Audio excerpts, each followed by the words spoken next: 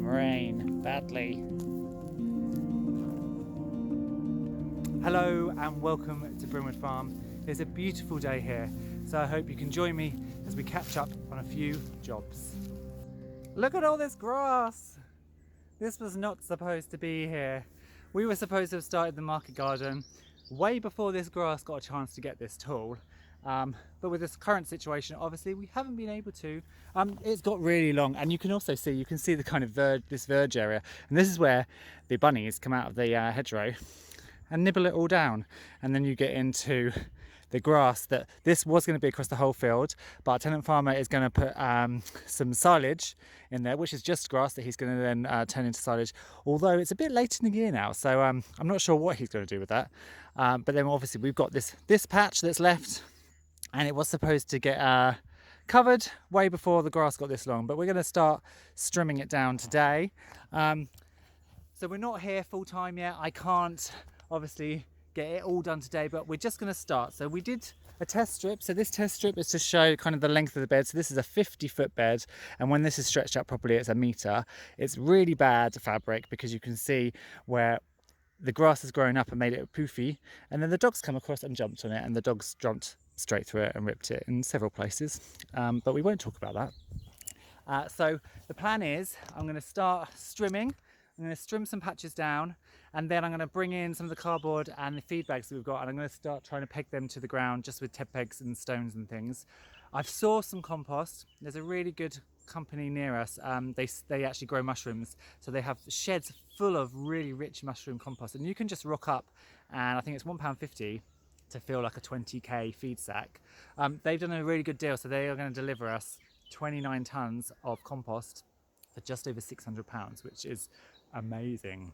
But they don't have any of their small lorries. The small lorries have been taken off the road because of lockdown and the lack of traffic available, and they've only got articulated lorries available at the moment, and the Arctic is not going to get up our driveway and be able to back across this field how we want. So we're just waiting until they get some of those other lorries back in progress. But for now, I'm going to start strimming.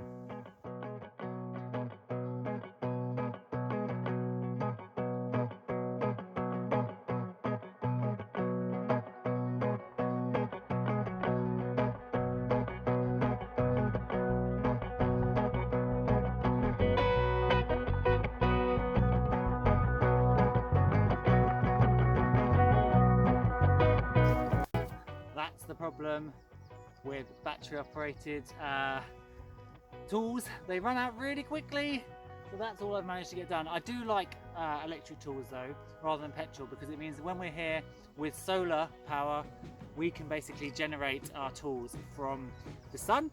But it does mean that when we come up and we're not here all the time, we literally have the length of a battery. So that's all I've managed to do, but I can still start to cover that over, which is a good thing. So let's get on to that now.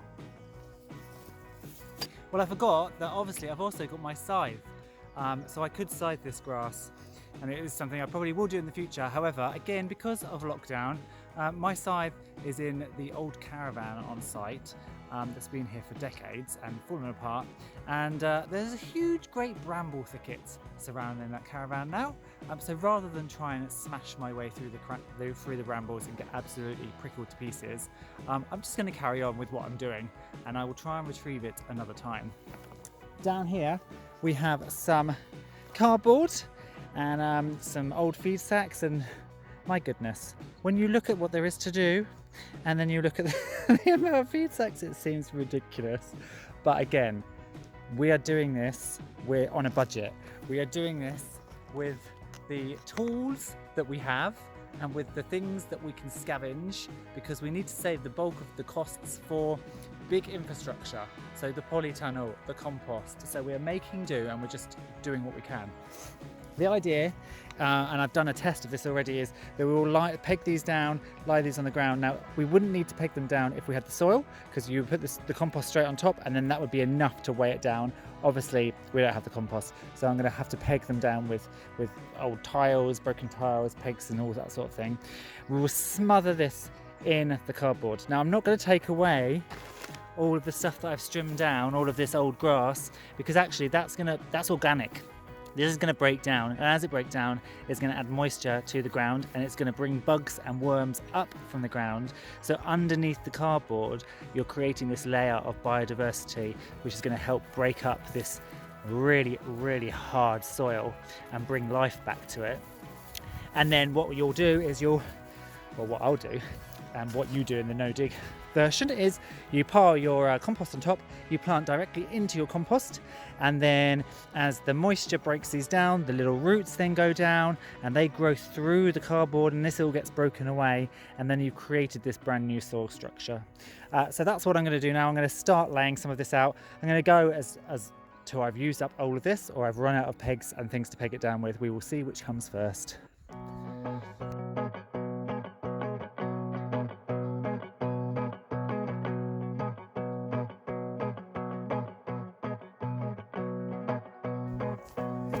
So this isn't working because the soil is solid, so my pins are not going in. I just ran to the car to get these ones, but they're not going in either. So we may need to abandon this and come back when the ground is wet, because I can't put this down with no compost on top, because the first bit of breeze, it will blow away. I will just see if I can get any of these in, but if not, we will give up and we will try another day. It's a fail! You can't win at everything. Maybe it's just somebody saying, you know what, don't bother putting all these pins in, just wait for the compost and then put it straight on top. You can see kind of the general idea. So they'll be all laid out like this, and then they'll have the compost bunged on top. You want to overlap them a little bit because you want to basically create no gaps for grass and stuff to come through. I've got a lot of these bags, and I've got a lot of random bits of cardboard, and so we're going to be doing the whole lot. My entire family know to be collecting cardboard as well, so we've got to do basically this entire field eventually. But we've got a lot of time now as well. That's the other thing, because I guess the one thing that we weren't foreseeing was the current issue around the world with the lockdown. So we were supposed to be here and we're supposed to be going. But realistically now, our gardening, our proper market garden season isn't going to start till 2021. So we've got the rest of this year to get this sorted. So I'm not too worried. And also things like today happen, things go wrong. So now we've got the time to fix it. So there is some rain intended on next week. So I may have another go next week when the ground possibly might be a little moister. If not, we'll just do this and we'll get the compost straight onto it.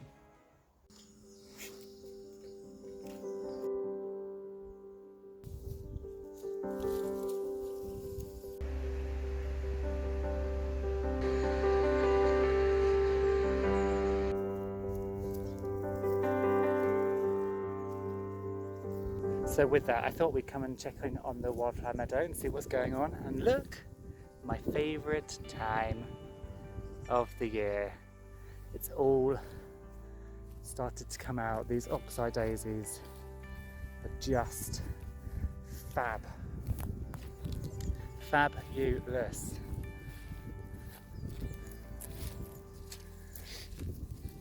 So this is the strip that we initially started with, and you can see that Mother Nature is doing her wonderful thing, because you can now see dots of white all across here, and that's where this is all seeding, and we allow it to seed, so it's where it's seeding and then moving across. The woodland is right down the bottom there. It's been very dry again. We need some rain for those trees, but I'm super happy with how this lovely meadow is looking, although it is a lot of, you can tell it's drier because the oxeye daisies are a lot lower, they're a lot closer to the ground, there's a lot less foliage on them, but it's nevertheless very pretty still, and hopefully good for the wildlife, because of course, while we are doing it for aesthetic reasons, it's mainly for the wildlife. So very happy with that. So you win some, you lose some, and then you come over here and it looks fabulous. Well, I've popped up to the pond just because every time we come up I now want to try and get some of this weed out. So you can see again, last week we talked about it, There's quite a lot of green blanket weed in here, so I just need to try and get some of that out. I've got a rake, so I'm just going to rake some of it out. I haven't got any waders as yet, so I can't get in there and get it all out, but I can rake it in from the sides, and then each week as I come up I can take some out. And you can see I cleared kind of this bit of the edge last week, and it hasn't really grown back as yet. There's also loads of bugs in there, so it's important that I just dump it on the edge. So this was last week, I just dumped it on the edge. Any of the bugs, invertebrates and stuff can crawl back out of there and get back into the pond relatively easily.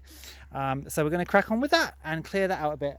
You can also see from this tree, this is the tree that I'm going to probably take out most of it. Now we're in spring and things have really started to leaf up. You can see this is the hawthorn we're leaving, and this is this tree. It's mostly dead. So in fact, I think I'm going to take the entire thing out and it'll just open this up a lot more. But that's for another day. For today, we are going to concentrate on this weed.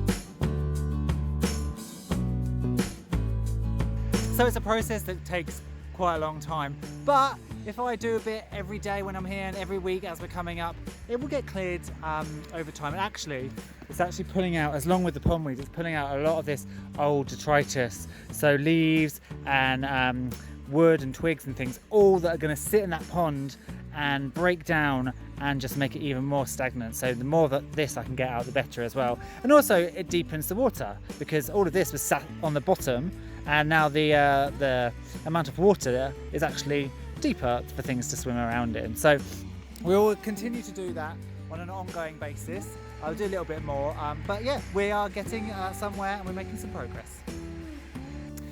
So as always, the farm is both a exciting and beautiful place to be, but also rather daunting. But I'm sure once we're up here all the time and we can crack on with jobs and really feel like we're making progress, that daunting feeling will lessen, because we'll feel like we're making some inroads into the projects ahead. Thank you for joining me on this update. I hope you've enjoyed it. If you have, please hit that thumbs up button and consider subscribing for all the future updates on the channel. If you're on Facebook, come and join us at Brimwood Farm's community group. And for now, please stay safe wherever you are in the world, and I shall see you soon. Bye bye.